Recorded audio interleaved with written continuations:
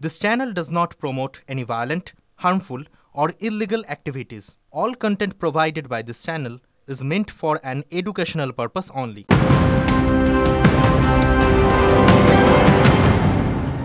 নজর রাখবে এই মুহূর্তে সব থেকে বড় খবরের দিকে। আদালতের নজরদারিতে তদন্ত হচ্ছে, এবার হাইকোর্টের দ্বারস্থ হলো তিলোত্তমার পরিবার। তদন্ত ঠিক পথে এগোচ্ছে না, আশঙ্কা তিলোত্তমার পরিবারের। ঘটনার শুরু থেকেই তথ্যে অসঙ্গতির অভিযোগ। নিশ্চয়ই আপনাদের মনে আছে, গতকালই খোদ রাজ্যের প্রশাসনিক প্রধান মমতা বন্দ্যোপাধ্যায় তিলোত্তমার পরিবারের সঙ্গে দেখা করে বেরিয়ে তিনি বলেন সম্ভবত এই ঘটনায় ভেতরের কেউও জড়িত রয়েছে। এরপরই আজ যে খবর পাওয়া যাচ্ছে, এই মুহূর্তে আদালতের নজরদারিতে তদন্ত হচ্ছে, হাইকোর্টের দ্বারস্থ হলো তিলোত্তমার পরিবার। তদন্ত ঠিক পথে এগোচ্ছে না, আশঙ্কা পরিবারের।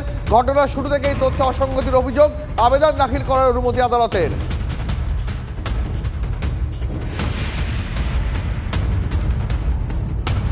আপনাদের জানিয়ে রাখি, এই মুহূর্তের সব থেকে বড় খবর, তিলোত্তমার পরিবার আদালতের দ্বারস্থ। আদালতের নজরদারিতে তদন্ত হচ্ছে, আবেদন করা হলো হাইকোর্টের কাছে।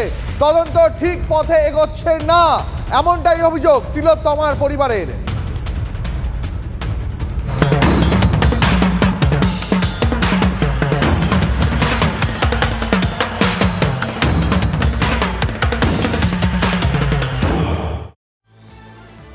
নজর রাখবে এই মুহূর্তে আরো একটি বড় খবরের দিকে। তিলোত্তমাকে ধর্ষণ খুনে তদন্তে তৎপরতা পুলিশের। এক জনপ্রিয় রেডিও জকিকে এবার তলব করলো লালবাজার। আপনাদের জানিয়ে রাখি, এই মুহূর্তে আরো একটি বড় খবর। এই মুহূর্তে একজন জনপ্রিয় রেডিও জকিকে তলব করলো লালবাজার। আরজিকর কাণ্ড নিয়ে সোশ্যাল মিডিয়াতে পোস্ট করার জন্য এই তলব, সম্ভবত এমনটাই মনে করা হচ্ছে। বিস্তারিত জানবো সহকর্মী সিজারের কাছ থেকে। তার আগে আরো একবার আপনাদের জানিয়ে রাখি, এই মুহূর্তে ব্যাক টু ব্যাক দুটো বড় ব্রেকিং টিভি9 বাংলায়।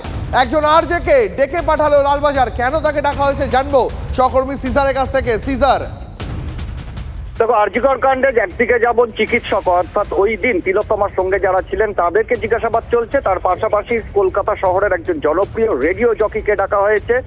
এই রেডিও জকি কয়েকদিন আগে, আরো স্পেসিফিক্যালি বলতে গেলে একদিন আগে সমাজ মাধ্যমে একটি পোস্ট করেছিলেন এবং সেখানে তিনি বেশ কিছু তথ্য দিয়ে বিশ্লেষণ করে বোঝানোর চেষ্টা করেছিলেন যে নির্যাতিতার মৃত্যুর পেছনে একা ধৃত সঞ্জয় রায় হতে পারেন না, তার পেছনে আরো অনেকে রয়েছেন। এবং সেই যে ব্যাখ্যা, সেই ব্যাখ্যার জন্যই তাকে দেখা হয়েছে। যেটা পুলিশ সূত্রে জানা যাচ্ছে, তিনি ওই সমস্ত তথ্য কোথা থেকে পেয়েছেন, তার তথ্যের উৎস কি, সেই বিষয়গুলো জানবার জন্যই তাকে ডাকা হয়েছে। আমরা এর আগেও দেখেছিলাম কলকাতার নগরপাল একাধিকবার বলেছিলেন, গুজবের বিষয়ে সাবধান করেছিলেন।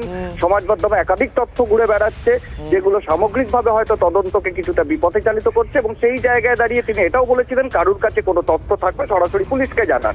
এবং সেই জায়গা থেকেই তারা মনে করছেন, যদি সত্যি এই তথ্যের কোনো ভিত্তি থাকে তাহলে সেটা তদন্তে ব্যবহার করা সম্ভব। এবং সেই কারণেই তথ্যের উৎস জানতে এই রেডিও জকিকে জিজ্ঞাসাবাদ। বেশ, অনেক ধন্যবাদ সিজার। এই মুহূর্তে সব থেকে বড় খবর, একজন জনপ্রিয় রেডিও জকিকে তলব লালবাজারের।